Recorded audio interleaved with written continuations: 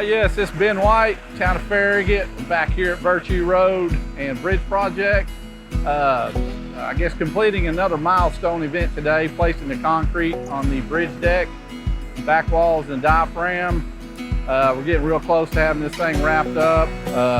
Road's still not going to be open for quite a few months. We have all the road work, storm drain, and other things to complete before we open it up.